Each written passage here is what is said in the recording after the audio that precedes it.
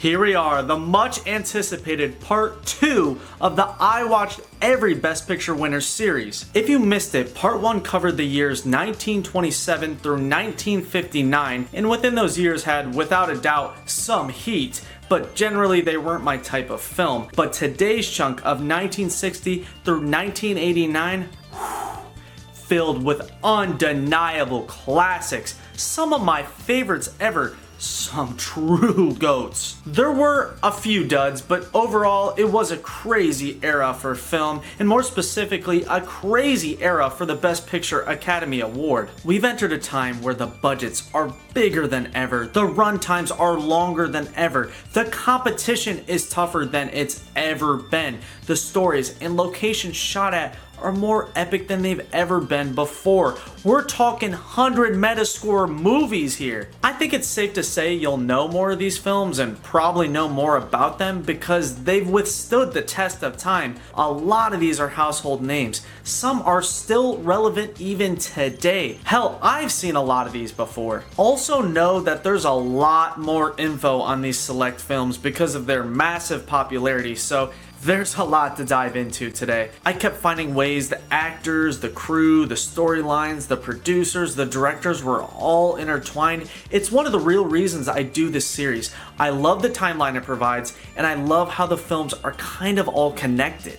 Also, the black and white days are over. The first film we'll discuss today, 1960's The Apartment, is black and white, but the rest are not. It isn't the last ever, as you might think. The future films of Schindler's List and The Artist are technically also black and white. This chunk of films has taken a major step up in the storytelling department. Some of the older films focus a little too much on cinematography, but the balance of story and visuals here is significantly improved. 1960 through 1989 also went through an insane evolution in terms of scale, visuals, and overall quality. I'd say a bigger leap than in part 1. Also within this group is when films started receiving actual ratings, not approved or passed like in part 1. Here there's G, PG, PG-13, R, and even X. That means not every Best Picture winner is family friendly like in the past. Thank God for that. The film topics covered today are incredibly ranged and endlessly fascinating to learn about.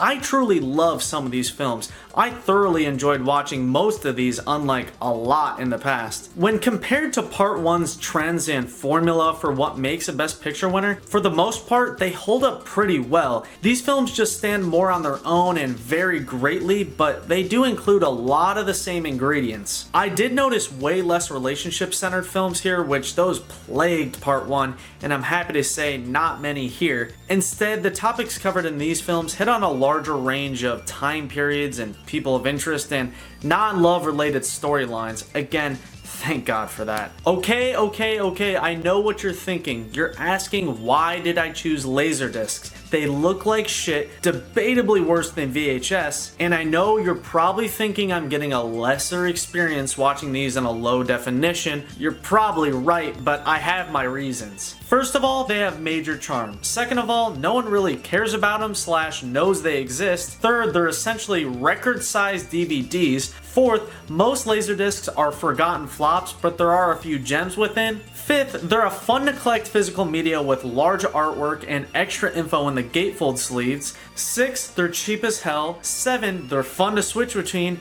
And 8, come on, check out this dope ass remote.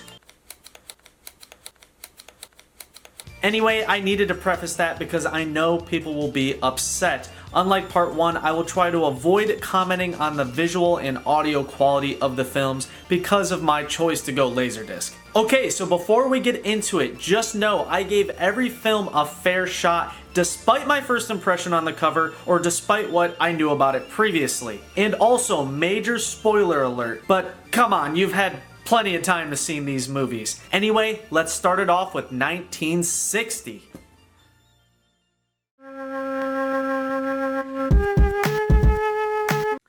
To start off this 30 is The Apartment from 1960, a story about an insurance clerk named C.C. Baxter who, in hopes of getting promoted, loans his apartment out to the higher-ups. It starts off okay, but it doesn't go as planned, and he gets involved in a complicated relationship. I went into this one expecting a lot of Part 1 vibes, and I was partially right. It still feels like that era, but it's surprisingly fresh looking at the same time. So many beautiful shots in this film. It's not quite as grandiose as the previous Ben-Hur, but it makes up for that in a really unique premise. The Apartment was based off a successful play, but is now known for being one of the greatest films of all time. Apparently people really love this movie and its soundtrack. I liked the narration, the plot twist, the humor, the real slaps, and punches. The main actor and actress in this film make it easy to watch. They're both excellent, a lot of great one-liners and memorable moments each, and I gotta say, even though C.C. Baxter is the ultimate beta, you gotta root for him. He takes L after L, but he's a really nice guy, little creepy, but still a hero. Something that happens during this film that rarely ever happens is the mentioning of a previous winner. During a scene, the winner, the Grand Hotel, is seen playing on the TV, and the movie The Lost Weekend is alluded to as well, which is no shock because The Lost Weekend is another Billy Wilder film. Honestly, the whole film really reminded me of Marty, another previous winner, with the similar struggling relationship. And like I said, with the surprisingly crisp cinematography, they achieve some really unique depth in one of these shots by using full-scale adults, then children, and then wire-operated figures with different sized desks to get that really unique look. And also, during that really beautiful sleeping on a park bench scene, the director had to actually spray Baxter with antifreeze just to stop him from freezing out there. Overall, weirdly good looking, weirdly fantastic story, and weirdly giant letterboxes, and some likable leads all lead to a good ass film.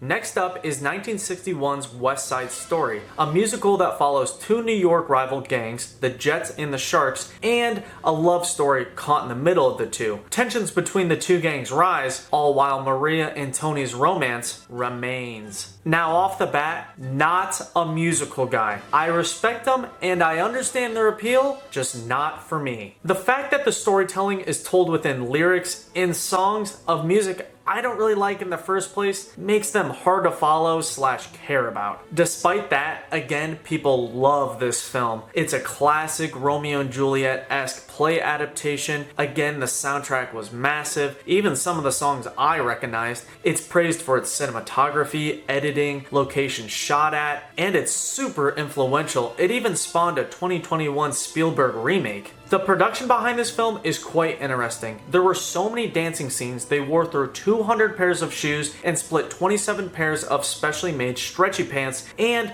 wore 100 pounds of makeup used for dyeing the Puerto Rican actress' skin. One of the main actresses, who was actually Puerto Rican, was told to darken her skin, and when she refused, was called racist. There were even two directors for this film, Jerome Robbins' debut actually, and one director was on the dramatic story while the other one focused on the dancing sequences, which I thought was pretty interesting. And West Side Story suffers from what a lot of films in Part 1 did, was censorship intervention. A lot of changes made, you gotta look into it. For some things I liked, there were some rarely seen visual effects, some impressive choreography, some sick helicopter shots, the fact Elvis was almost casted, there was some fourth wall breaks, and the story really reminded me of On the Waterfront. Now, I would not say I like this film. I just cannot stand in musicals how it's serious dialogue into a dancing sequence, back into serious dialogue, back and forth, that combined with the incredibly cringy gangs. Nah, bruh. Something about this film I just can't get over is the storyline of the two lovers. Okay, so get this. The guy murders the girl's brother, and fresh after the murder, with the brother's blood on his hands, goes to meet the girl. She knows who the blood belongs to, but they still have sex immediately. Bruh! I personally just can't handle the overly dramatic, over-the-top acting that comes with musicals. I personally really struggled watching this film. I was battling sleep the whole time. I just didn't like any of the characters, and the dancing sequences were long as hell. I get it's all theatrical, just again, not for me.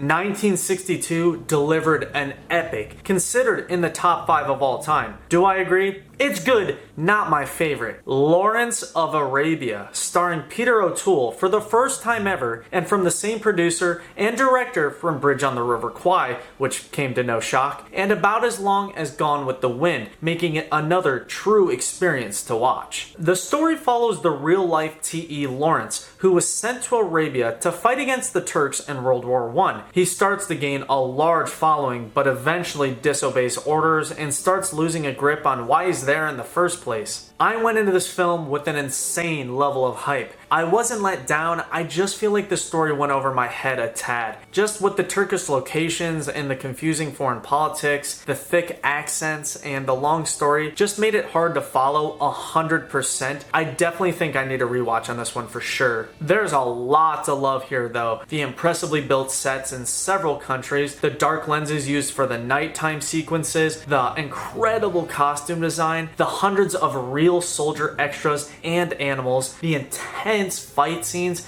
the crazy transitions, and the way the story's told with his death in the beginning, hyping him up, and then telling his origin story. I love that. I'm talking top-notch acting performances. Peter was incredible. Obi-Wan is back, also stellar. Omar Sharif, banger job, led him to get his role in Dr. Zhivago, but to be honest, was very confused by the ethnicities of the characters in this film, with the sun and the sand covering their faces, had me lost. It's hard to explain how many sick as hell shots and sequences are in this movie. Some really gorgeous landscapes and just a ridiculous amount of effort put into the visuals for this film. The train explosions, all the horse and camel scenes, and just anything in the desert, really next level. Production stories are wild. Peter O'Toole suffered a ton of injuries while shooting. They stumbled upon real T.E. Lawrence remains when scouting locations. It was crazy controversial in Arab countries, which is no shock. They had a bunch of difficulties on location shooting. The film took longer to make than T.E. Lawrence's participation in the war, and weirdly, Lawrence of Arabia is the longest film with no woman dialogue. These grandiose films are right up my alley, and don't get me wrong, I enjoyed this movie. I just think I went in with too high of expectations because I didn't love it. The story is a tad drawn out for me, but there's just something about these on-location films that really speaks to me. They're special,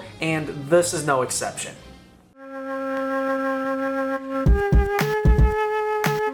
From a film everyone knows about to a film no one does. Tom Jones from 1963, a film based off a novel about the title character's adventures around England while being in love with one girl while hooking up with all the others. Immediately upon watching, I knew it wasn't for me. The attempt to capture this old movie feel with the no audio, only music, sped up shots, and title cards in the intro, it just instantly turned me off. I get what they're trying to do, just bad first impression. Despite it being a boring watch, its history is a tad interesting. In order to accomplish the infamous deer scene, they filled the deer carcass with beef liver in order to have the dogs be realistically hungry, and there was a chicken fight scene that was removed because of animal cruelty laws, but there's a lot of other animals that take an L in this film. Also, it was the final film JFK watched before his assassination. I'm thinking a connection low-key. The lead actor Albert Finley was almost casted as Lawrence in the previous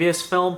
Thank God that didn't happen. And this film includes Hugh Griffith from Ben-Hur, the blackface guy if you don't remember. Probably one of the weaker films I've seen so far. I get and somewhat respect what they were trying to do with the non-traditional period piece with the humor. It just was a chore to watch. There was just a lot of hard to understand dialogue and slang throughout. The little I even remember enjoying from this film includes some cool helicopter shots, some pretty unique fourth wall breaks. I liked the narration only because of the hard as hell to follow story and the fact that it's kind of gory. It felt out of place, but it was welcomed. Also, part of me liked the plotline of the girl chasing after the guy, which you kind of rarely see, but it ultimately comes down to the fact that Tom Jones is just so unlikable. He ends up with every girl in the film, and the whole time I'm just confused by his motives. I just gotta believe there were slim pickings in 63 because Tom Jones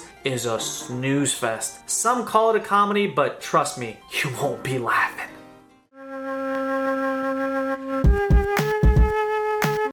1964 brought us Part 2's second musical, My Fair Lady, starring the famous Audrey Hepburn as a homely flower girl who is found by Henry Higgins, a phonics teacher who wagers a bet that he can turn this ugly girl into a high-class woman. Now, typically I'd immediately write this off as another musical, but this one was alright. I don't love the songs, but the characters are likable and well acted, and there were a few memorable moments here and there. And the visuals were pretty eye-catching. Hell, they even made 1,500 costumes for this film. They really went all out. My Fair Lady was based off a Broadway play and is praised for how loyal it remains to that source material. The film was only actually able to be made once that Broadway run completed. Henry Higgins is actually just reprising his role from that Broadway run. And fun fact, as cited by Seth MacFarlane, Henry Higgins is the main inspiration for Stewie Griffin. This film went through what a lot of films went through back then, which was the need for voice dub singing. It always caused controversy because the actors and actresses always wanted to sing their own parts. It's even pointed to as the reason behind Audrey Hepburn's Oscar snub. It's always a very tender topic, and just know there's a lot of obvious examples in this film. Except for Higgins, whose singing style was too unique to dub, so they developed a mic to go under his tie. It was the first of its kind, and even during shooting they needed to do reshoots because it was picking up police chatter. I did find myself enjoying this a little more than most musicals. I think that can be attributed to Audrey's really dynamic performance, and some of the songs hit a little bit. And I mean, the progression and ending of the film, they were pretty good as well. The story is a tad predictable though, and there are some unlikable characters and some didn't age well takes. Honestly, some slight Gigi vibes here and there. But overall, I didn't mind My Fair Lady. I just always think musicals feel out of place for the Best Picture award. I would never choose one, but this was okay.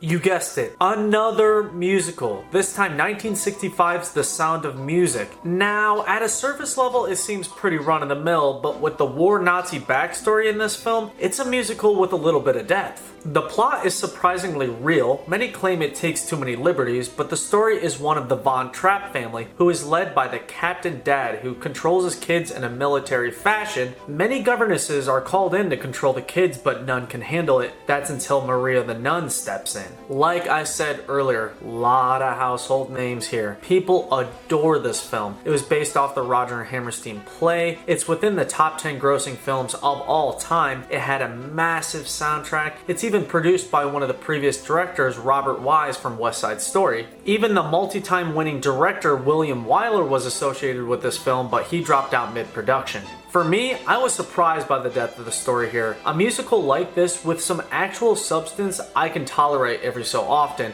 I really liked a lot of the shots, except that obvious ass helicopter shot, the locations, and the overall visuals. Just to me, what killed it was the ending. It just dragged on. But there are some great characters here. I like Mr. Von Trapp a lot. I didn't recognize him at first, but I recognized him from his later films. And of course, Maria. I mean, she's the reason the film works so well. It's honestly crazy how she was able to do this film and Mary Poppins nearly at the same time, because they're so similar. And it's super cool because during the production of this film, in between takes, she would sing Supercalifragilisticexpialidocious to all the kids to keep them entertained before Mary Poppins released, so they thought she made the song up. This film has a crazy connection with the previous winner, My Fair Lady. Julie Andrews played Eliza in the play version of the film and almost was casted in the film adaptation, and Audrey Hepburn was almost Maria in this film, and both of them share the same voice dubber. Now, what made the film actually engaging was the war plotline with the Nazis. The real story is crazy. Heinrich Himmler actually took over their house once the family left, which Hitler visited occasionally. And the real life ending isn't the same as on screen. In real life, they cross the border via train. In the movie, they cross over the mountains with that terrible helicopter shot, and they're actually perfectly on track to run into Hitler's mountainside retreat, according to professionals. For more crazy history, they used 4,500 extras in this film. The kids kept growing so much throughout production that heel inserts were used to keep the heights consistent. Also, their teeth kept falling out, so fakes were inserted. Kurt Russell was almost one of the kids, and off-screen, the oldest kid, the girl, had a thing with Mr. Von Trapp. And like I said, with this being a real story, well, Maria Von Trapp was alive during production and she wasn't even invited to see the final film. South Korea, in order to increase showtimes, cut all the music from the movie just to cut down the runtime. Each foreign version of this film contains a different name, and Germany's version was censored, of course. And 1965 was the first year the Academy Awards was broadcasted in color. And lastly, the classic gazebo from the 16 Going on 17 song had to be permanently closed because of injuries from fans trying to recreate the classic scene. I gotta keep moving, but this film is a great example of being initially really predictable but ending up with a unique, heartwarming story combined with a gripping plot that makes it a worthwhile watch, unlike most other musicals.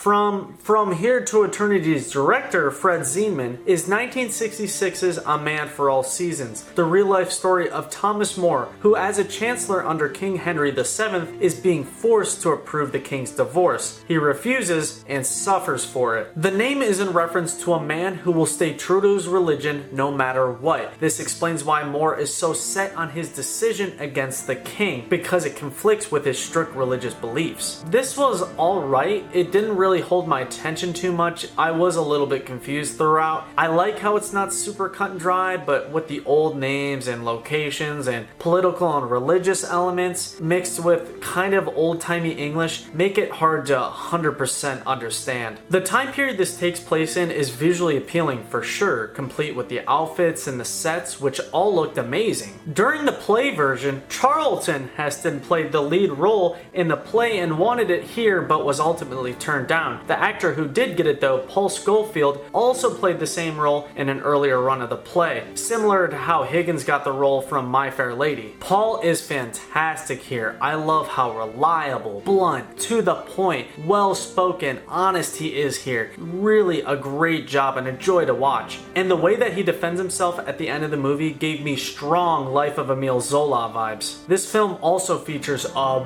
big Orson Welles. I mean, I barely recognize the guy. A Man for All Seasons is watchable. It did feel pretty short too, but I don't know, something about it just didn't click for me 100%. The story just never really got anywhere with the message they're trying to send, I think. Anyway, I think I get the gist, just went over my head. Anyway, check it out.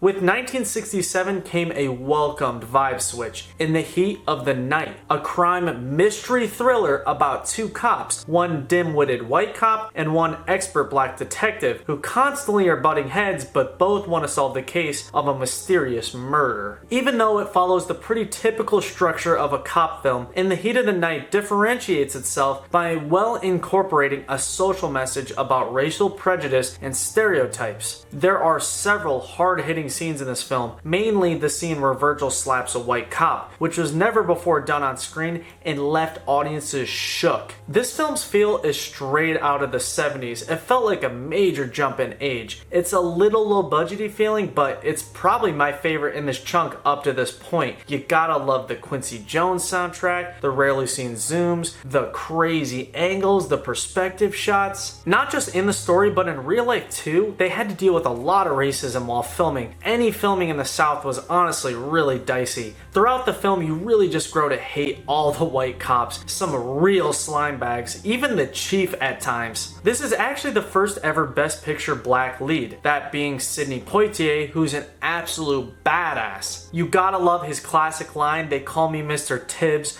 which ended up being the title of this film's sequel. This film was another adaptation, this time a novel, and it ended up becoming so popular that there was a long-running show based around this movie. During the making of this film, the director had to develop new lighting techniques because of Sidney's very dark complexion. Also during filming, Rod Steiger had to be non-stop chewing gum for his character, so he ended up going through 263 packs of gum. The ending, in my opinion, was a little underwhelming, but overall this was a really nice change of pace, and I really respect the message infused into the story. And even though this isn't the most standout cop crime film, still give her a watch.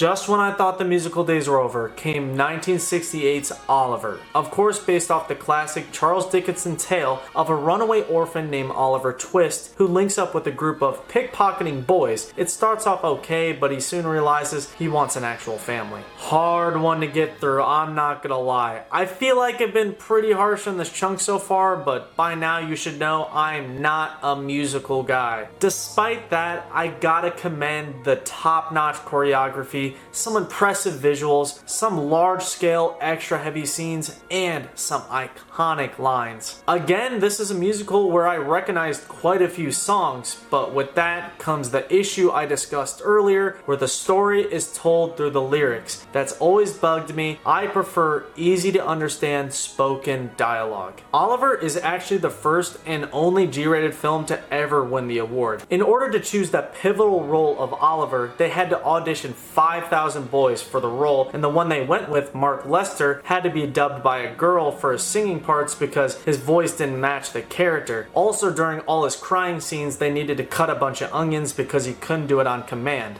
Also unrelated, Mark Lester is Michael Jackson's kid's godfather. Similar to the other films, the actor who plays Fagin is actually reprising his theatrical role for this film adaptation, and him alongside Bill Sikes, I honestly think were great villains. They really looked and acted the part perfectly, and the Daisy Ridley look-alike Nancy, also stellar performance. During the shooting for this film, they needed snow for several of the scenes, but none was planned, so they ended up using a mix of foam, salt, and mashed potatoes. Also, Oliver is another film that hits on those trends I mentioned earlier in part 1, where the stuntmen go above and beyond. There's a couple scenes where people seem to get really hurt here. Also, it hits on that everyone's smoking trend. Even the kids smoke here. And again, another film with Hugh Griffith. I mean, that guy has snuck into so many best pictures up to this point. I gotta give some praise to the elaborate sets and the costumes and the well done makeup in this film, but at the end of the day, Oliver's still a snoozer. I'm sorry, but I cannot handle the overdramatic acting in these musicals. That combined with a very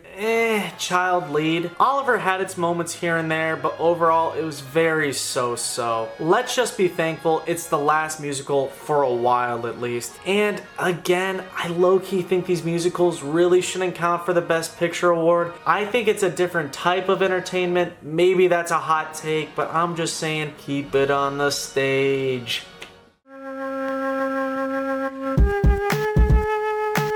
From G-rated to legit X-rated, Midnight Cowboy from 1969. A good year for music and apparently a good year for film, because this film was fantastic. It was based off a novel, but is now known for being the film with the "I'm walking here" line, which wasn't even planned. The story follows a cowboy hustler who moves to New York and meets Ratso, a sleazy local cripple, and together they attempt to make better lives for themselves. Woo! Banger film here. I mean, Dustin and John give incredible performances. This film ended up being way better than I expected. This film marks a major step up in the storytelling department. It felt so ahead of its time.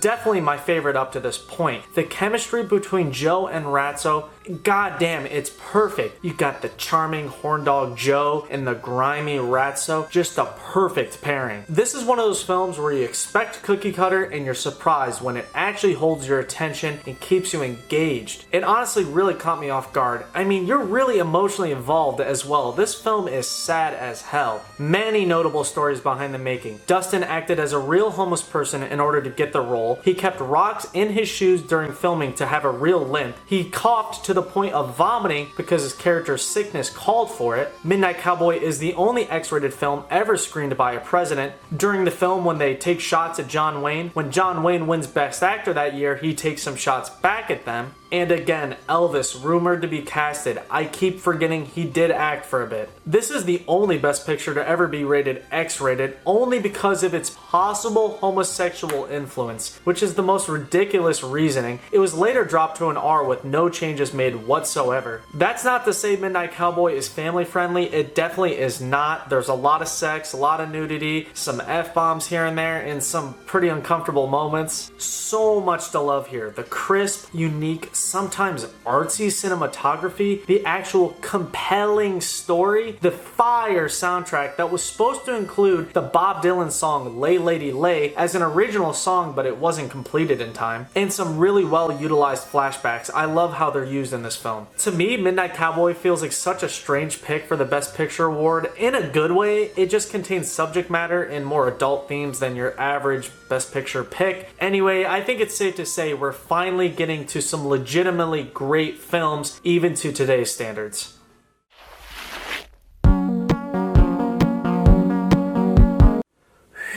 We're finally at the 70s with Patton, a biopic about the controversial U.S. General George S. Patton, mostly during his World War II involvement. I didn't know much about the man prior to this, and I gotta say, he's a real fascinating guy. I really like how they based what he says and does off his previous writings. Not only that, but the history behind the film is pretty interesting as well. It was the first PG film to ever win. Half the budget was spent on soldiers and equipment alone. It was mostly written by Francis Ford Coppola.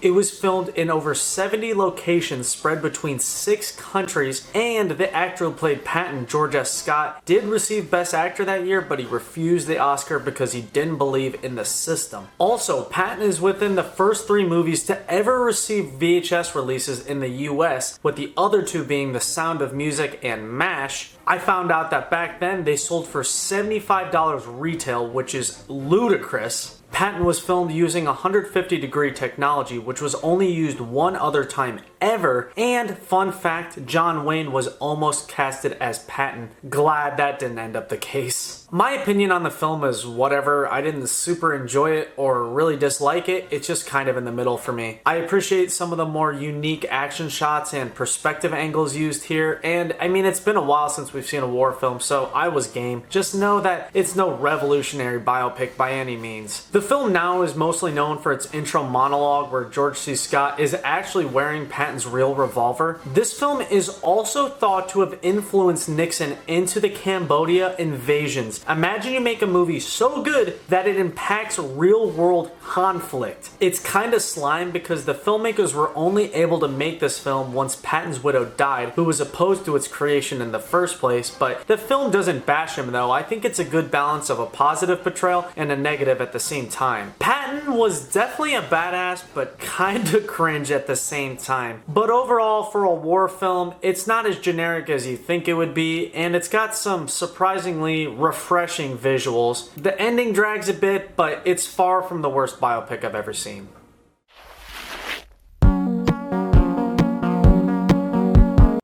Next up is 1971's The French Connection, another film I was quite excited to see. The story follows 2 New York City cops who are investigating a heroin smuggling job that ends up having a French connection. Again, based off a book about a real story. The 2 real guys are actually in this movie as well as a cameo. Couple weird facts relating to this film is the character Popeye, played by Gene Hackman, is actually the inspiration for the Popeye's Chicken Chain's name. It's also the first ever R-rated Best Picture film, and it's one of the few films to contain footage of the World Trade Center during its construction phase. The film is praised for its realism. Even the Santa chase scene was based off a real cop tactic. Also, all the heroin on screen is real as well. A crazy story about the actual heroin case is after they seized the millions and millions of dollars worth of heroin, it disappeared shortly after they got their hands on it, and that's not even alluded to in the film. This is another big fan favorite. I thought it was okay,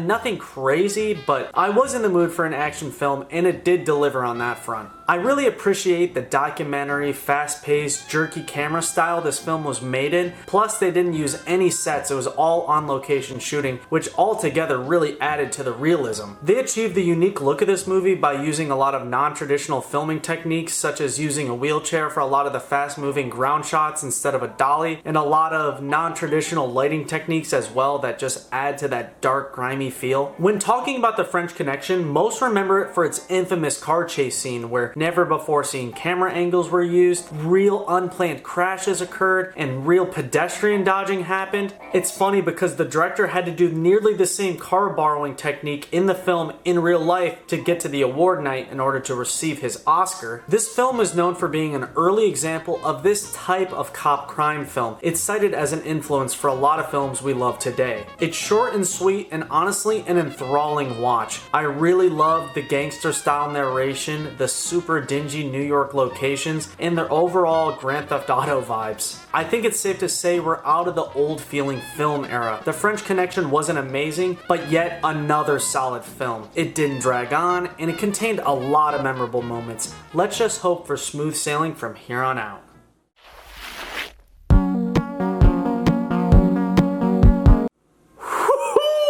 How do you summarize and encapsulate a film like 1972's The Frickin' Godfather? From the famous Mario Puzo book that hell I've even read. Hell, Mario even co-wrote this film, which is something you never see. I mean, you really can't cover this film quickly, but I'll try. Okay, I gotta butt in here real quick because I got so excited over this film, I forgot to talk about the plot. The story revolves around the Corleone family, which is one of the 5 big mafia New York families. The family is led by Vito Corleone, whose children, Sonny, Fredo, and adopted son Tom, work for him. His daughter Connie wants no part of the shady family business, and neither does Michael, his returned veteran son who only wants to have a family with his girlfriend Kay. Once attempts on Vito's life are made and the other brothers are targeted or prove not ready to fill their father's shoes, Michael decides he wants in, eventually replacing his father as the Godfather. Hands down, one of the most captivating films I've ever seen. Satisfying from start to end, perfectly paced, spectacular soundtrack that hits so damn hard. This is probably my 3rd or 4th watch if I'm being honest. I could watch this film infinitely. Many deem this within the top 3 best movies of all time. Some even say it's number 1. I mean, I'm fine with that title. I've just never seen a film so deserving of 100% Metascore. Oh my god, the acting performances in this film are the literal definition of a chef's kiss. Marlon Brando back for another Best Picture mob film, perfect. Al Pacino, perfect as always. Robert Duvall, perfect. Buddy's dad, I mean, come on, this cast is crazy. Easily one of the best casts of all time. The villains too, they're so good. Incredibly accurate mafia depiction that even led to several examples of real mafia interference during the making of the film. Contains some of the most impressive, dark, stylistic lighting I've ever seen. It has one of the most immersive, suck you in atmospheres that I've ever witnessed. There's something about it that just feels so real, like you really know the characters, you're sad, you're happy for them, you really tap into something. Bro, the famous lines are still relevant and commonly used today. An offer you can't refuse, swims with the fishes, leave the gun, take the cannolis, bada bang, brains or signature on the contract. I mean, basically all the mafia slang. How many memorable moments. You've got the slow zoom intro, the horse head in the bed, which was actually real and from a dog food company, the Luca Brasi confrontation that was actual real nervousness that they just kept in the film, the classic fake punch. What about the incredible death montage at the end? The Godfather story is so good that the movie's rights were purchased before the book's outline was completed. The night the movie first aired on TV, upon completion at 11 p.m., all the post-movie bathroom trips caused the New York City plumbing to be completely messed up. And hell, Orson Welles' fat ass offered to lose weight for the main role. Production for this film was apparently super stressful because this was before Francis Ford Coppola proved himself. During the production of the film, he had all the cast members have several improv family dinners where they would build the chemistry up. He started having Marlon Brando put cotton balls in his mouth and then eventually a mouthpiece to form that distinct face shape, and the classic cat he's only seen holding, it's even on the cover, was just a stray from the Universal backlot. Listen to these facts. A spaghetti spaghetti brand, a TV show, and a restaurant were all planned spin-offs. Jabba the Hutt's death is based off of Luca Brasi. Al Pacino was born at the same place Vito Corleone was born. One of the real French Connection cops is in this film, and when Michael and Kay go and see a movie in the theater, it's the sequel to the previous winner, Going My Way. I absolutely love the concept of a feared family that will help and protect you, but eventually, you don't know when, you'll be asked to perform a favor. That combined with the way the characters talk to each other and the various gangster traditions and the mafia political power are just examples of supreme writing. I'm sorry to fanboy out on you, but come on. This is a different caliber of movie. It's very safe to say that we've entered classic territory here. Even Kubrick claimed this is probably one of the best films of all time. Here's some more facts for you. I couldn't fit everything in. Just trust me, this is an absolutely required watch.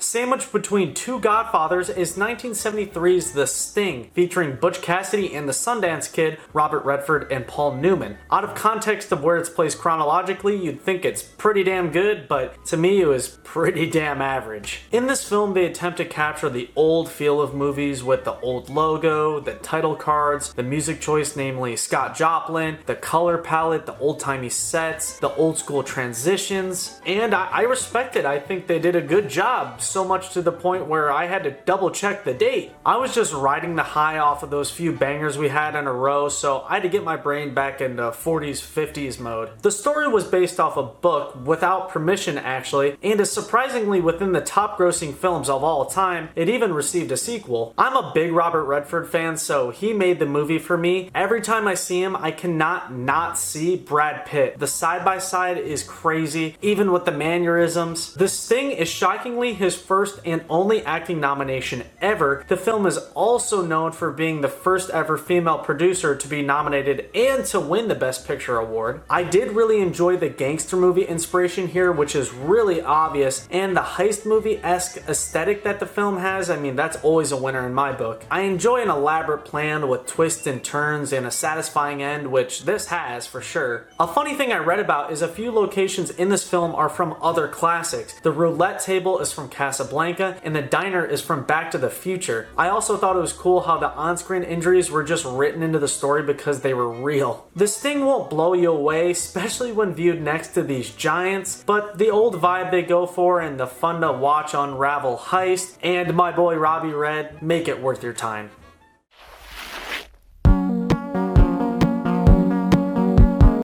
How insane is it that not only Part 1, but Godfather Part 2 won the Best Picture award as well, 2 years later, 1974. It's absolutely nuts. I constantly debate which one's better. Part of me thinks this one slightly outdoes the first. Technically, another sequel won the award, that being a Lord of the Rings film, but the second film won, not the first. The brilliant story follows two time periods simultaneously. The continuing story with Michael Corleone as the head of the family, making the hardest decisions imaginable in order to keep his family safe, and the other being a Vito Corleone origin story that gives context to a lot of what happened in the first film. Might be one of the greatest films I've ever seen. There are so many scenes that hit so goddamn hard. The moment where Kay admits the abortion and Fredo's heart-wrenching death, literal jaw-dropping moments. And the end, it might be one of the greatest ever. This film is quite powerful. I'm talking some real top-notch writing here. The story, again, is based off a Mario Puzo book, his part 2 for The Godfather, but it only covers the Vito stuff, so the rest of the film is all original. Al Pacino here is so next level. He was a hell of an actor back then. His character is so scary and just stone fucking cold. Plus, we've got a young Robert De Niro playing Vito Corleone. I mean, there's so many good performances. Kay was great. Pantangeli. We're talking A-team here. Even though, again, this is probably like my third or fourth watch, I'm still picking up on this foreshadowing that's so cleverly intertwined into the story. I low-key was debating rewatching this and part 1 even after these viewings during the making of this vid because I just want to tap in again. I want to get immersed. Part 2, again, with the classic lines. Keep friends close, keep your enemies closer. The soundtrack, again, gives you chills. There's the entrancing shooting locations, the very unique stylistic dark lighting that's just menacing. Everything just totals up to complete immersion. Cool facts include it was the first number sequel ever in the US. Hyman Roth's sickness was real, so it was written into the story. Sonny was paid the same amount for his small cameo as he was paid in Godfather Part 1, and Robert De Niro and Marlon Brando are the only two actors to win the same award for the same character, unless you count the Joker. It just pains me so much that Part 3 of the Godfather series isn't even as close to as good as the first two, because I wanted to continue on so badly. I get so invested into the story. I get so emotionally involved with these films. They're just absolutely sublime. The literal definition of not overrated, as many say. The universe that's created in these two films is unparalleled, honestly. Even for getting the award, it's ridiculous how rare it is for a sequel to be as good, if not better, than the original. Bruh, rip the Sting. That thing did not stand a chance against these two Goliaths. Make it a priority to see part 1 and 2 of these godlike films. And honestly, I'm probably going to check out the 2020 remake of the third one, because anything beats 1990's abysmal part 3.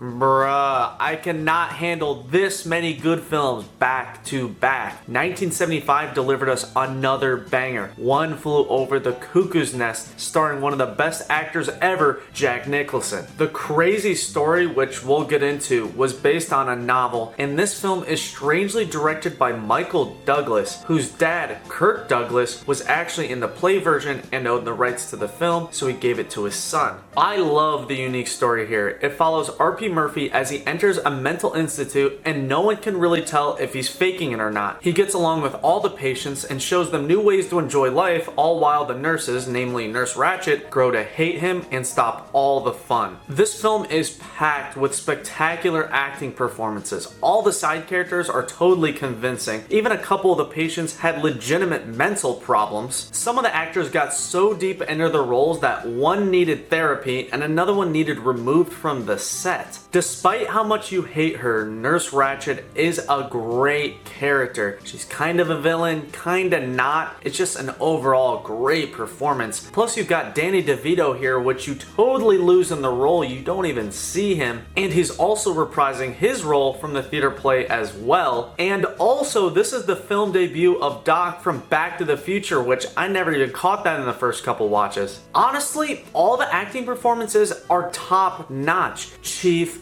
Billy, not a bad one in the bunch. There's something to say for a movie that takes place nearly all in one location. It's totally reliant on these electrifying performances. It's truly never boring. One Flew Over the Cuckoo's Nest is packed with iconic lines, memorable scenes, brilliant writing, a heartwarming story, and legitimate laughs, more than all the other Best Pictures combined. Hell, if you pay attention, fun fact, this film includes 3 iconic Batman villains. It's also one of the 3 movies to ever win every major award at the award ceremony. Something I love about this movie is the ambiguity. Is Murphy actually crazy? Does Nurse Ratched actually hate everyone? Or is she just doing what's in their best interest? She really only seems evil from Jack's perspective. And man, can we talk about Jack in this film? My God, mesmerizing performance. I love this film. I honestly think it's a top 10 contender for me. The ending is so crazy yet perfect. I honestly think the whole film has a social message infused in about the treatment of patients in hospitals. I could be wrong, but regardless, we're in an amazing era of films right now. Please, let's keep the streak going.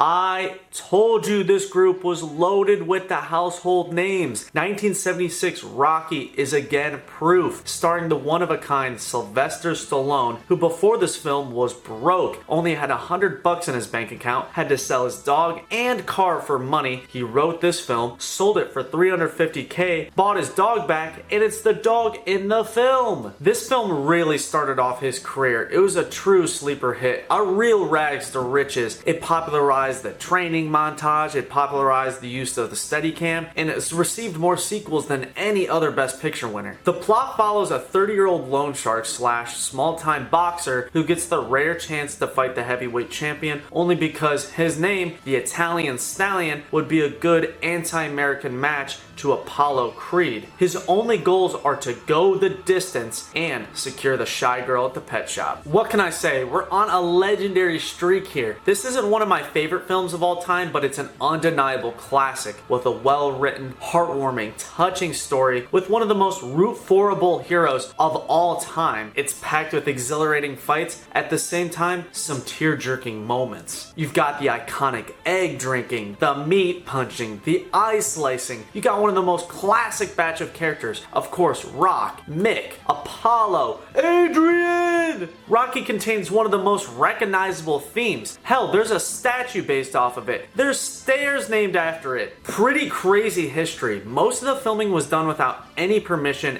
any permits. Cher was almost Adrian. The fight is based off a famous Muhammad Ali fight. The banner mistake in the film was actually real. Carl Weathers and Sylvester Stallone suffered real injuries from the fight, but it's opposite of what's on screen. And Sylvester Stallone still owns the two turtles from this movie. The film is a great example of a non-predictable ending. It's not 100% a good ending, it just calls back to when he said, I want to go the distance, which he did. They barely even show Apollo winning because it's not that important. I just love that. Rocky was a lot better than I remembered. I even had a few laughs during, which, like I said, rare in a Best Picture. I just love the extensive dialogue, I love seeing Connie Corleone back, and you gotta love the fake punches. Overall, it's a little corny of a movie, but splendid nonetheless.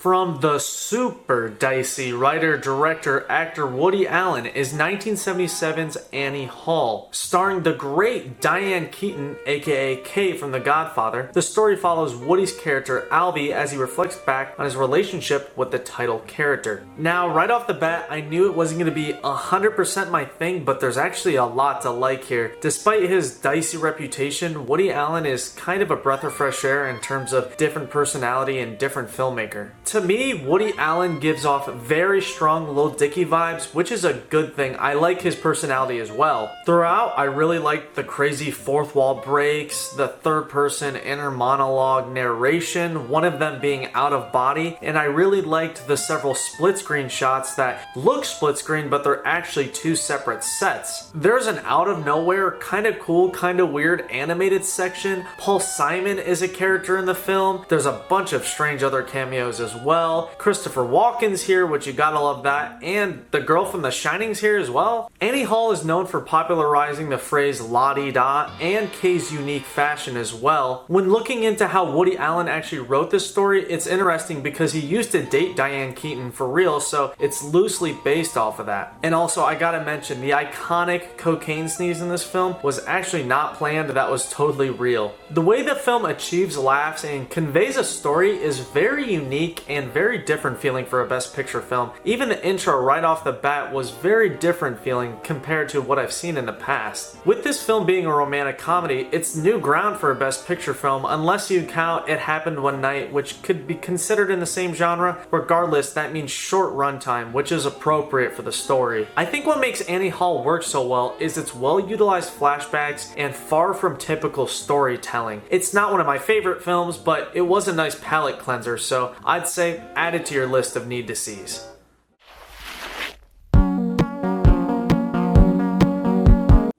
1978, a year I've been waiting for, with the winner being The Deer Hunter, a much anticipated film because of the star-studded cast. You've got Meryl Streep, Christopher Walken, Fredo's back, my boy Robbie D is back. Don't get me wrong, it does a good job showing the impact of war, especially the hellish Vietnam War. It's just one of those movies where you're like, when are we getting to the point? I also think this is one of those movies that's famous for for one scene, that being the Russian roulette scene, which it's a great scene. I mean, its influence is seen everywhere. It's just the only thing people ever mention, and the rest isn't too notable. Especially the wedding intro part of this film runs 3 times as long as it needs to. I think at least the first 40 minutes. I thought this would be the first solely original story, but it's actually loosely based off an old screenplay. And again, Deer Hunter is an example of a film with on-set real slaps. Honestly, anytime you see a slap in a Best Picture film, assume it's real. I might even have to update the formula at this rate. Despite being a little bit of a boring watch, it's got one of the most interesting histories for a Best Picture film. John Cazale was dying of lung cancer the entire time during filming and died shortly after they finished and never saw the completed project. The studio knew this during and did not want to insure him, but Robert De Niro ended up putting up the money. Despite the name of the film, the only deer that gets killed is actually tranked on screen, and the river that a portion of the film takes place on is the Kwai River, interestingly enough. Extremely controversial film. People really don't like the portrayal of the Vietnamese, and for good reason, because Russian roulette, what the film's largely based around, has no real proof of happening in Nam ever as a torture technique. This film was even thought to have brought Russian roulette to pop culture and has been connected to 28 deaths by Russian roulette. There's just a lot of dark shit following this film. You had 13 protester arrests the night of the Oscars. De Niro didn't even show up in fear of controversy. The gun in Fredo's mouth was actually loaded. It's banned in several countries, and Christopher Walken looks so sickly in the movie because he only ate rice and bananas to keep that sunken look. Might sound like I dislike the film. I don't. It's an undeniable classic, and trust me, it does a great job at establishing unease and that weird post-war feeling, and just, I was a little disappointed. That super long-winded intro, and then a quick cut into Nam, and that kind of uncomfortable relationship between Meryl and Robert, I don't know. Just the whole thing didn't click for me. And the title too, I just think it's a little unrelated. I mean, maybe you're screaming at the screen right now saying I missed something, but this is my second watch, so I don't know. Many blame its win off its slime Oscar bait strategy, where it only was in theaters for the minimum amount of time to be eligible for the award, but I mean, it's not that bad. The shaky historical accuracy is one thing, and on paper this seems like a movie for me, but when watching, I don't know, not really.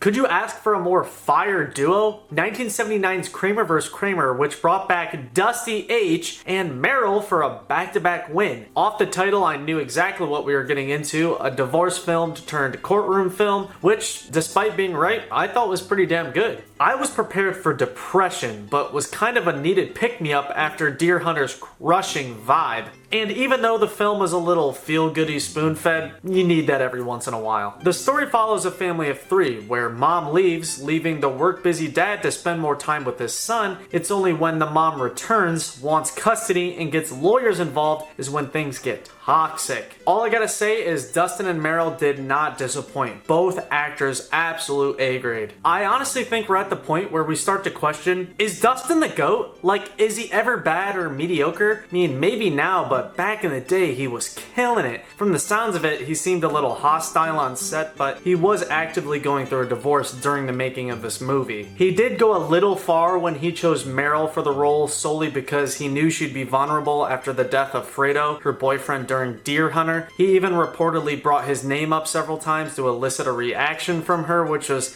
come on. Dustin was even offered a screenplay credit for his real-life divorce input, but turned it down. Also during the film, the classic ice cream scene and wine glass throwing were both improv, and that little boy from the ice cream scene, Little Billy, is the youngest to ever be nominated for an Oscar. I really respect how Kramer vs. Kramer's story does a good job balancing both sides. Meryl is kind of depicted as a villain, but Dustin ain't no saint either. It really does a good job of capturing that rough on both sides aspect of divorce. I mean, you really don't know who to root for. Trust me, there's no wheel reinvention here. It's a pretty cut and dry family pleaser, but with the short and sweet runtime, the well-written and touching story combined, you can't help but like the film at least a little bit.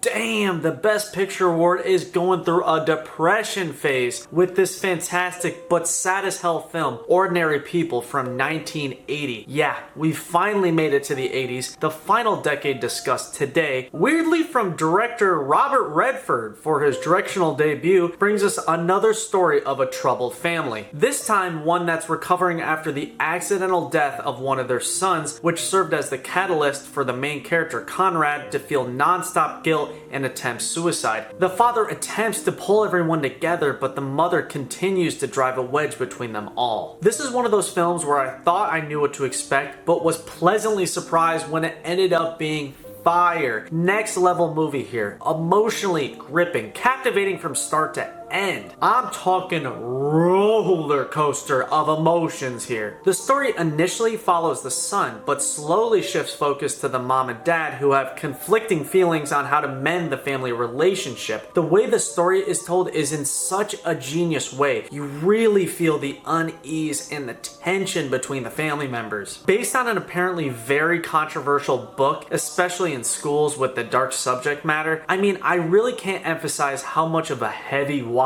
this is. There's a constant impending suicide possibility that just leaves you on pins and needles. I'm talking some serious actual cringe. I really love the cast. The main guy was great. Donald Sutherland, badass. Mary Tyler Moore was great as well. Super unlikable, but you know, good villain portrayal. I was non-stop yelling at the screen during all her scenes. This film is actually what made her break free from her sitcom roles, which is what most people know her for. During shooting, the mom and dad really didn't even like each other behind the scenes, which just added to the on-screen dislike of each other. And it's really sad because in real life, right after the film's release, Mary Tyler Moore's son committed suicide, eerily similar to how it happens in the film. Really all around solid film. Great looking, super captivating, excellent performances, some real bomb drop plot twists wrapped up with a heartstring tugger ending. I think we might just be done with the duds from this point on.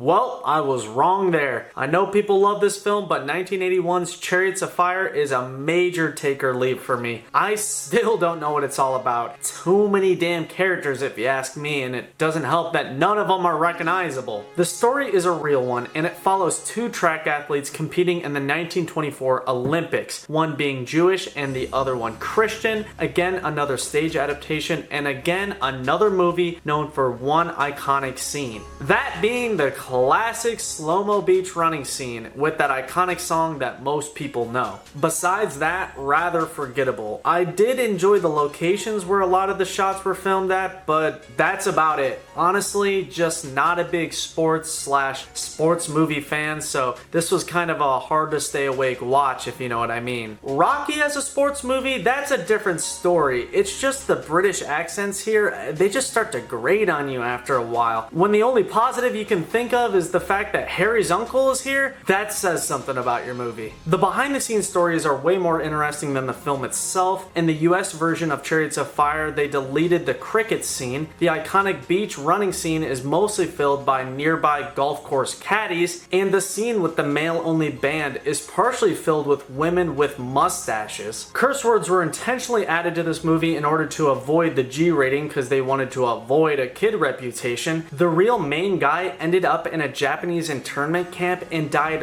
right before it was liberated, and extras were paid varied amounts depending on how well they listened to the dress code. It's a bad sign when you have to reference the synopsis several times during your viewing. All I gotta say is this is definitely one of those movies where I'm gonna have to rewatch it to see what everyone else sees, but I can't handle going back this soon to this sleepy ass, hard to care about film.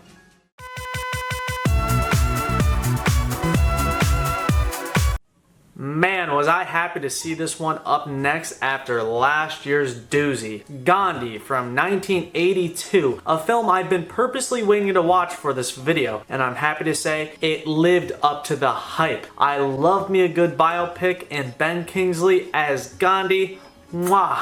I've always wondered why people haven't tried to cancel this movie yet because of the full body brown makeup, but looking into it, Ben Kingsley is part Indian. His family is even from the same state in India where Gandhi grew up. Man, I was really excited to get into this movie because Gandhi is a huge figure. I mean, how do you summarize a life that big? Well, Richard Attenborough did a supreme job. It really educated me on Gandhi. Truly an inspiring, thought-provoking story, and man, it's a well-formatted biopic that covers a ton of history in a fast-feeling way. I love how it switches from black and white to color. It's a really good storytelling mechanic. The film, of course, follows the life and death of Mohandas Gandhi, starting with his first run-in with prejudice on a train, and follows him as he rises as a civil rights leader and promotes non-violent protest, and when people don't listen to him, he fasts. It's kind of a smart strat. It's like, listen to me or I kill myself. It's like the ultimate ultimatum. Gandhi is kind of a badass for that. Ben's portrayal of Gandhi is honestly mesmerizing. He looks spot on. They age him so well. Even during filming, the local Indians thought he was Gandhi back as a ghost. In the film, despite his non-violent approach, he gets arrested so many times. You really start to grow to hate the British during the movie. So much racism going on, a lot of evil back then. Ben spent a lot of time prepping for this important role, and he gave us a powerful performance. The Indian government loved the idea of the making of the film so much, they provided a third of the budget. 30,000 people even offered to be extras for the movie, and they can be seen in those really awesome, elaborate, extra heavy scenes. A funny thing I found while researching was Dustin Hoffman was almost Gandhi. He probably would have killed it, but Ben was the right choice. There's also the marvelous Martin Sheen here, which he actually donated his entire salary for this film to charity. And I also gotta mention, I caught this while watching, but this is Daniel Day-Lewis's first film. He plays a small role, but it was crazy seeing him not as the main guy. This is one of those films where its purpose is to tell such an important story that it feels weird critiquing it at all. These scale of biopics have a whole different level of movie enjoyment, kind of documentary vibes. Anyway, I like it. 1982's Gandhi,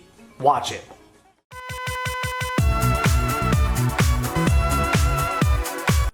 Again, off the cover, you expect one thing and what you get ain't half bad. That's the case with 1983's winner, Terms of Endearment. A fast-moving story based off a book with a stacked cast. You got Jack Nicholson back and the Trinity Killer, John Lithgow. From first-time director James Brooks comes a story following a mom and daughter who have a very strange relationship. Each lives their lives in very different ways, but stay closely connected through several moves, different relationships, and getting older. I think I like this film. It's just very strange, different for the Best Picture award. It's kind of comedic, kind of dramatic. I was just kind of confused how to feel the entire time. It establishes a weird tone, but I do enjoy how it takes a lot of time jumps in the story and allows you to fill in between. The characters are all pretty hard to read, but they're all likable. I mean, how can you not like Jack Nicholson and Danny DeVito and Jeff Daniels? And also the two main leads are also spectacular. It's kind of crazy how good their chemistry is on screen when off screen it was horrible. I didn't realize this till looking it up way after the point, but Aurora is the same girl from The Apartment, and she's the fake as hell Indian princess from Around the World in 80 Days. I just found that crazy. I did not notice it. Another thing I found interesting was this film has a really close tie to the origins of The Simpsons. You gotta look it up, but it's really interesting. Terms of Endearment is a rare example of a Best Picture film that has a really bad sequel. Some call it one of the worst sequels ever. Even though it seems pretty surface level, it's kind of a trip to watch compared to the previous winners. It's got a lot of ups and downs, a lot of laughs, a lot of cries, and an out of nowhere ending. It's not nearly one of the best, but for what it is, it's a pretty solid film.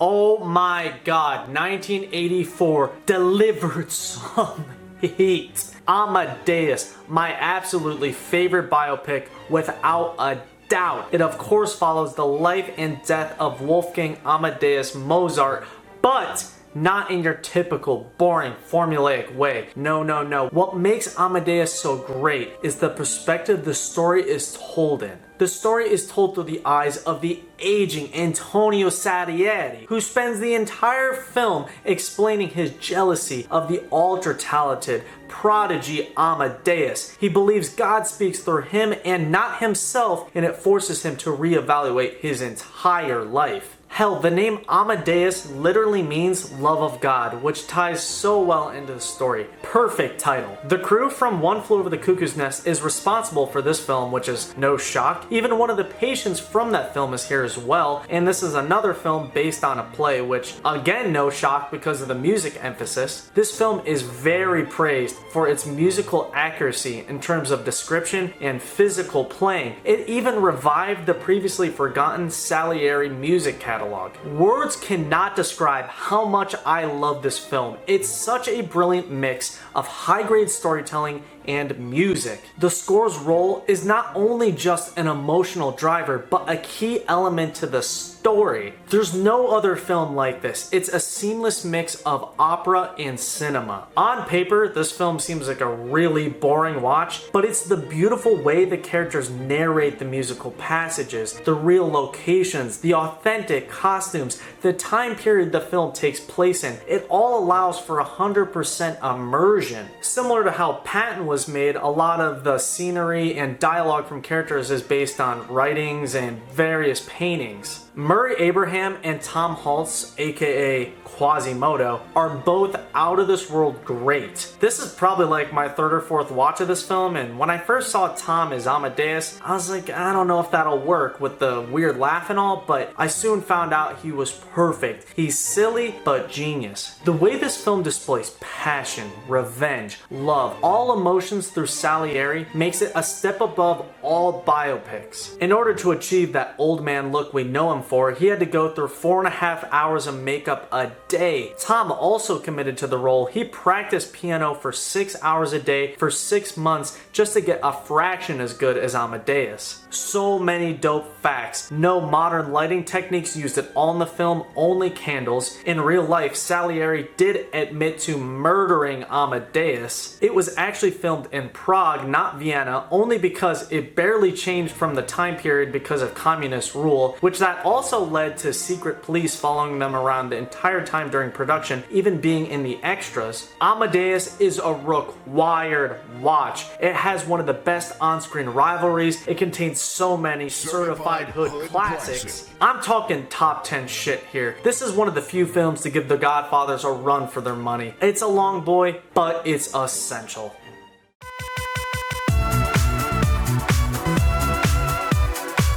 Meryl's back for a third time, but in an absolute snooze fest. Out of Africa from 1985 follows the real-life Karen Blixen, who is a colonial plantation owner in Africa who has an affair with Dennis, aka Robert Redford, the big game hunter, and it's also based on a book. This is in the category of Chariots of Fire, where I stayed awake reluctantly, but I have little to no memory of what the hell even happened. It's one of the most drawn-out, long-feeling films I've ever seen. Just the Best Picture award can be so back and forth sometimes. We were on such a good streak there. What kept the film somewhat entertaining was the lush African landscapes, which that's kind of a new location for us, and the occasionally awesome cinematography. I also really liked the real on-set animals. It adds a unique element to this film, but there are several behind the scenes stories of it getting pretty dangerous. A lot of the nature shots look really stock footagey, but again, welcomed inclusion. I think the reason this film won was first because it was about a real person, which the Academy loves that, and it's really got a large-scale feel to it. A lot of effort was put in, but for what when the story's kinda lackluster? Story's basic and bland. It runs at a snail's pace. There's some laughable green screen effects right off the bat. There's no hook. You're guaranteed to lose interest immediately, and the ending, if you're awake long enough to see it, is rather forgettable. I actually remember physically waking waking up when that tiger scene happened, which was dope, definitely a highlight. I guess I also like how some of the extras are legit ancestors from the real tribe members in the film. Also, there's a Mozart name drop, and Kenya gun laws force them to use paper mache guns on set. I mean,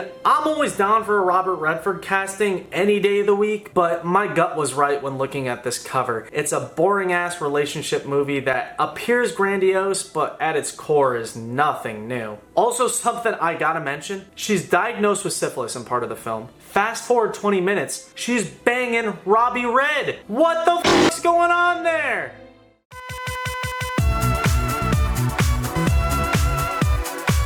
In classic Best Picture fashion, from garbage comes a gem. 1986's Platoon is a pretty damn good movie, if I say so myself. I don't know if it's as great as I was led up to believe, but I'd consider myself a fan. It's quite refreshing watching a war film for once that doesn't glamorize the war. The war, of course, being Vietnam, and the story is that of a platoon of men who deal with the hardships of war, all while fighting amongst themselves. And those men in that platoon, whew, star-studded cast. You got Johnny Depp, Forrest Whitaker, Willem Dafoe, Sergeant Foley, Candyman, and I guess Charlie Sheen. I'm just not a massive Charlie fan. Honestly, I think it's his performance that stops the movie from being great, in my opinion. Just something about his performance I didn't love. He's just a bit of an overactor sometimes. Not just him, there is a good amount of overacting in this film. His narration is just a little bit corny as well. A little bit of Charlie will go a long way, trust me. But don't get me wrong, I do like the film. It has some gorgeous shots, some really well done lighting, and even though the characters are pretty unlikable, some incredible performances. At times, Platoon can be pretty hard to watch, a lot of dark moments. It's a real gritty take at the war for sure, and it's not surprisingly banned in Vietnam. The film will definitely leave you depressed. It can be quite realistic at times. It even caused the director to have a PTSD-induced heart attack. That director being the fantastic Oliver Stone, whose Vietnam background served as the basis for the film. Before filming, he sent that star-studded cast I talked about to a boot camp where they were deprived of water, shower, toilets. They had to ration food and sleep in the jungle, all for the sake of realism. Most know this film for the iconic Willem Dafoe death scene that's actually based off a real war photo. Platoon is notable for being supported by the Filipino army because the US Army refused to support it because they didn't like its portrayal. They thought the film overrated the atrocities. Also, Jim Morrison was wanted as the lead for this film, and they even found the script on him when found dead. Also, despite the line in the movie of "don't drink the water," Willem Dafoe in real life drank from the river and got sick for a couple days. He didn't realize that in the water there was a dead pig floating a couple feet up. Platoon is a bit of an uncomfortable watch, but that's the point. It shows more of the actual war reality. There's a lot of substance here. It's not your surface level war film, and it's a definite must-see action film as long as you can handle the G words flying around. Oh, and if you're wondering why the footage looks so damn good behind me, they cucked me in the mail.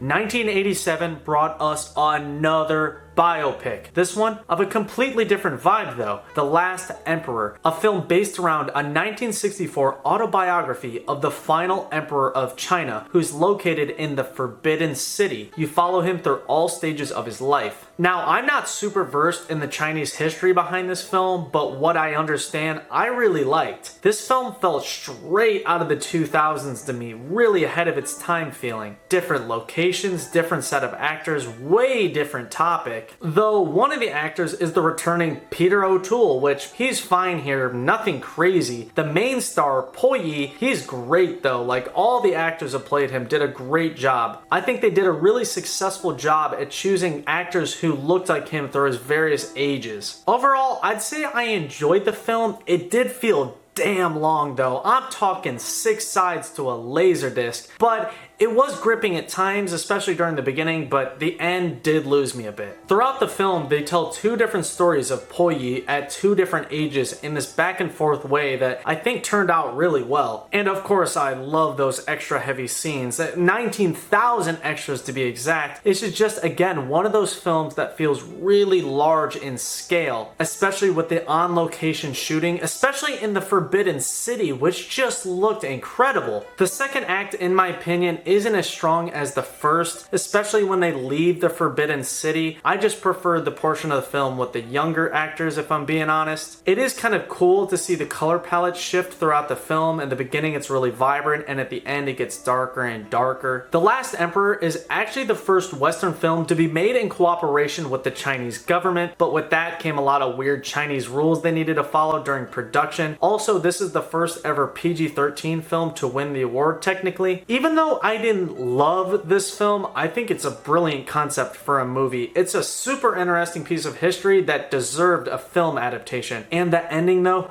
icing on the cake. If you're a fan of non-traditional Best Picture winners, this is for you.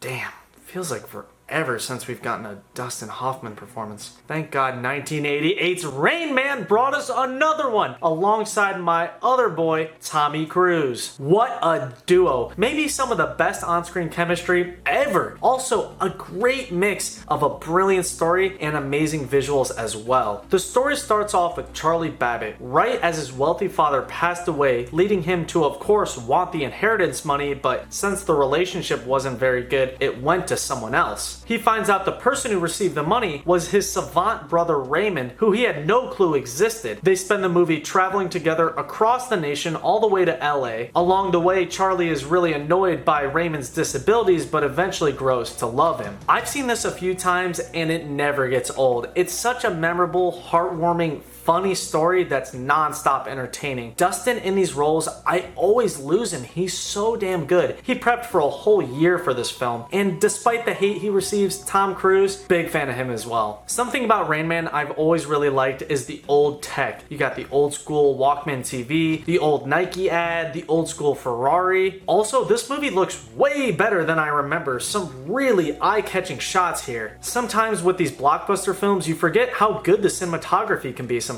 Crazy history. It's Hans Zimmer's first Hollywood score. It's one of Princess Diana's favorite films. It's based off a real savant. It's the second example of Tom Cruise raising the popularity of a pair of sunglasses. The director has a quick cameo, and the portion of the film where Raymond lists all the various plane crashes from all the different companies was cut in 15 major airlines, except for Quasar, which of course Raymond says they've never had a crash. It raised the popularity of their company, and one of the writers even rode on a Quasar plane, and once they realized who the guy was, they brought him up to first class. It's kind of crazy how significant this film is in pop culture. People always use the term Rain Man as an all-encompassing term for super smart people. Some critics of this film have recently tried to cancel it over Dustin Hoffman's portrayal of special needs, but come on, it's nothing compared to Sia's music.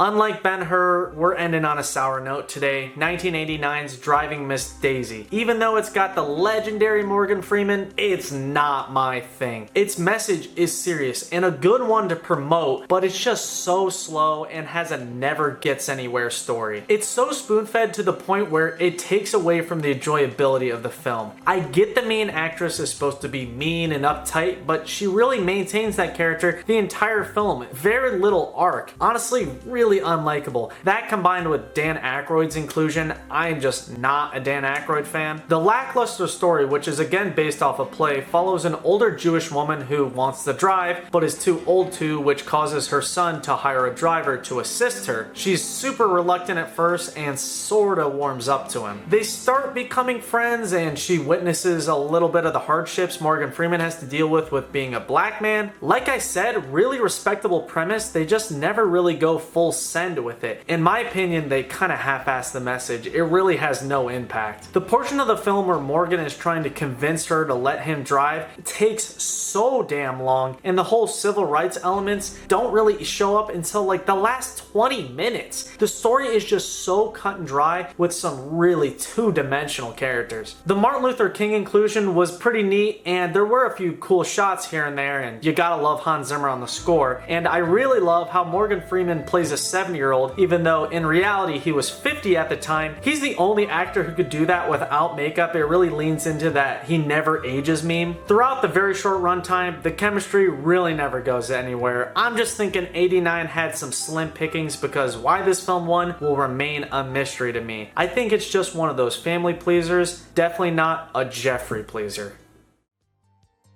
Okay, so here's my ranking on today's 30, with of course my least favorite at the bottom and my favorite at the top. Like part 1, I'd say bottom 5 are majorly skippable. Honestly, all the musicals you'll be better off skipping in my opinion. The middle films are very watchable, all easier to get through than the majority of part 1s honestly. The balance of good and bad movies here leans way more into the good, so if you were to repeat this challenge, know that it won't be too hard. The top 10 are all must-sees, really some fantastic, true experiences to watch, especially that top 5. Those are in the 9 to 10 out of 10 region, so make them a priority to see.